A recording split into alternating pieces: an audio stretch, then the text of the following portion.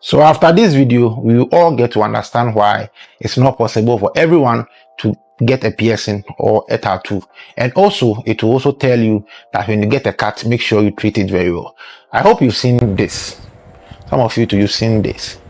This is what is known as keloids. These are excessive overgrowth of scar tissues on areas where you had injury, and mostly it extends beyond the original injury. So this scar tissue is different from the normal scar that we know, and it's known as keloid. Now, how does keloid come about? Now, keloid come about when there is an excessive fibroblast activity, excessive collagen production, slow collagen degradation, and also chronic inflammation during scar tissue formation. And these are some of the reasons why. Now, there is a genetic cause. If you are someone who has a family history of keloids, please, you are prone. So otherwise you have a keloid when you get an injury. Also, it occurs mostly in people who have darker skin. So if your skin is dark like me, we know black is beauty, but please, if you're a darker skin person, you are prone to keloids when you have an injury. Now, people who also are dark, the reason being that your skin produces what is known melanin, and this melanin is what keeps your skin dark.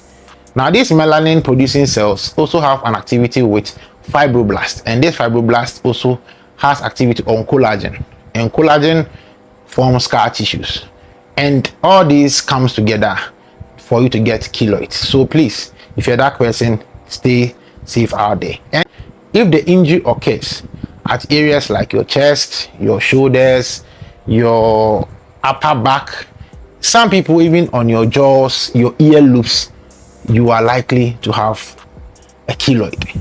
Now, also the type of injury is important.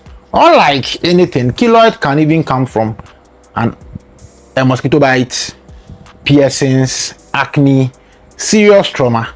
So all these things can let you have keloid. So the take home is simple. Make sure that you take good care of your skin. Make sure that you do not expose yourself to things that will give you trauma. Otherwise, you are going to have keloid. Now, what are the signs and symptoms of keloids? It's simple. When you get a cut and you see that now the cut is increasing in size, it is itchy, almost like a cow. Now you see that it is expanding beyond the original site of the injury. Please know that you are developing what is known as a keloid, and you should seek medical attention. Now, also, it varies. Some people, you see it as pink, other people it's red, some people it's darker than even the surrounding skin.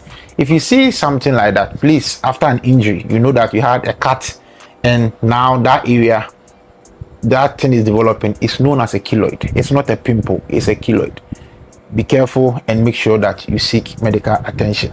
Now, how do you treat keloids?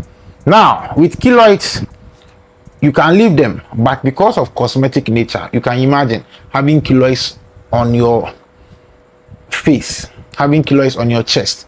Sometimes it becomes so uncomfortable. So some people will want treatment, but also be careful of the kind of treatment that you go in for, because keloids have a higher tendency of regrowth after certain procedures.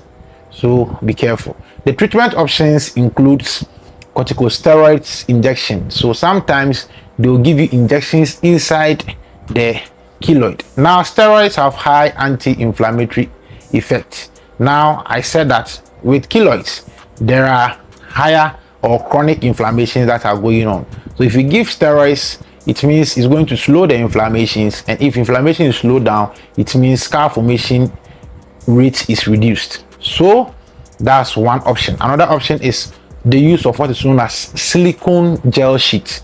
Silicone gel sheet. Now, this may flatten or fade the keloid with time. Some people go in for freezing, and some people go in for surgery. Now, with the surgical option, if it is not combined with other options, there is a high chances that you are going to get a regrowth, because the surgery is also going to cause a scar, and the scar will have to heal. So if it's not combined with other options, it means you are going to get even a bigger keloid. So please, let's stay safe out there. If you are someone who is prone to keloids, these are my prevention tips for you. Number one, stay away from activities that will bring trauma, bruises to your body. Don't go and pierce, don't go and do a tattoo. Please do not expose yourself to these things. Also, if you're a man, make sure that you shave and use aftershave creams like Via, and you'll be fine. Otherwise, just leave your beard as it is so that you won't have any complications when you shave.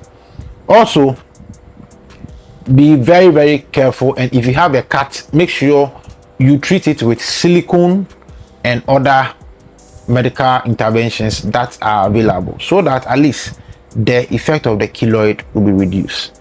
This is Connect with Dr. Greg. Make sure you like this video, share it, save it, share it to someone else. It is going to help somebody. If you're having keloids already, seek medical attention. If you are not having, make sure you keep your body safe. This is Connect with Dr. Greg, your online pharmacist. I still have